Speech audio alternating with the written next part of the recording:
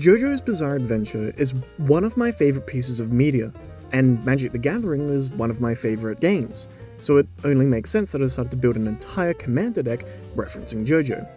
This is probably the most Bracket 1 deck I've made, and was a lot of fun to construct. It also is surprisingly easy to get cards that reference Jojo in different ways, although pretty much everything is a Jojo reference, so maybe not too surprising. Obviously spoilers for the following Jojo stories.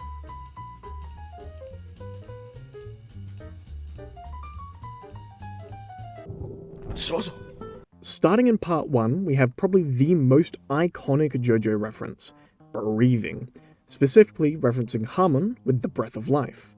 Next we have the Mask with Mask of Grizzlebeard. We have a couple characters like Speedwagon, better known in this deck as Battlewagon, Jack the Ripper, aka Massacre Girl, and rounding out part 1, we have the House Fire in which the card Burn Down the House references perfectly. On to part 2, we have the Redstone of Ajar, here as Ruby Medallion. Caesar uses bubbles, which is neat, so we got Bubble Snare. For the iconic Pillarman, we have Phyrexian Triniform, which makes more sense when you know that the trio came after the first fight Joseph had with one. Of which, when fighting the Pillarman, remember when Joseph used some steel balls, or clackers?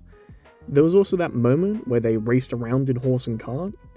Part 2 is probably my favourite Jojo part for sure, and we're going to end it off with Power Balance, in which you predict your opponent's spell and enact your own strategy in a what you're about to say sort of way.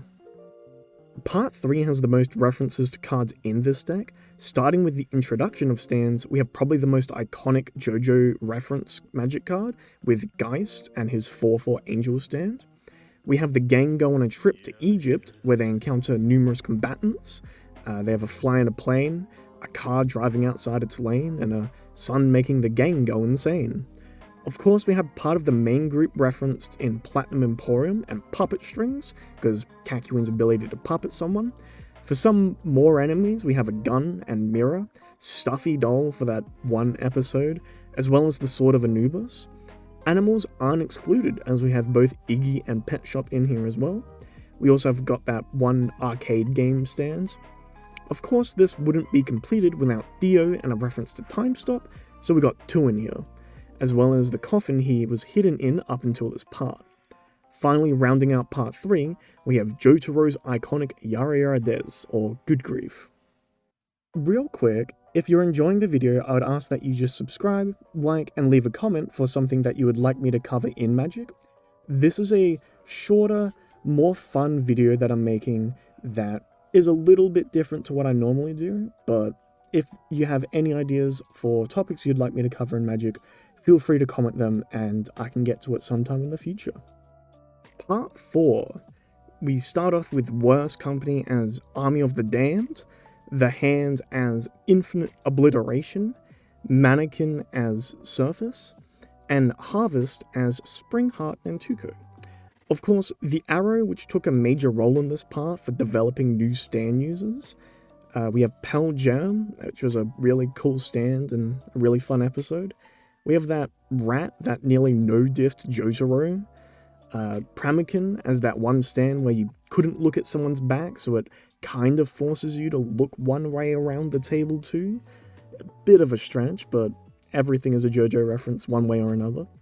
Wrapping up this part, we have Killer Queen's Explosion, and then later ability to rewind time for a different outcome. The next few parts are shorter and sweeter, as less people may understand these references in games. Part 5, we have Sticky Fingers, Aerosmith, Purple Haze, and Moody Blues, Fate Foretold as the Rolling Stone stand, and finishing with Mirror Universe for Man in the Mirror. Part 6 has the main protagonist Jolene, with reference to Jolene. Weather Report has 2 references here, with Gust of Wind and Amphibian Downpour, because frogs are cool, Heaven's Gate, referencing Made in Heaven, as well as Sway of the Stars, resetting the game, much like the ending of Part 6.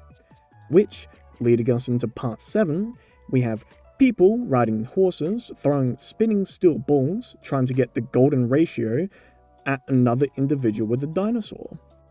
For Part 8, we're just referencing the unique land near the main story, as well as Bubble and Calamity referencing the main stand for the protagonist and antagonist.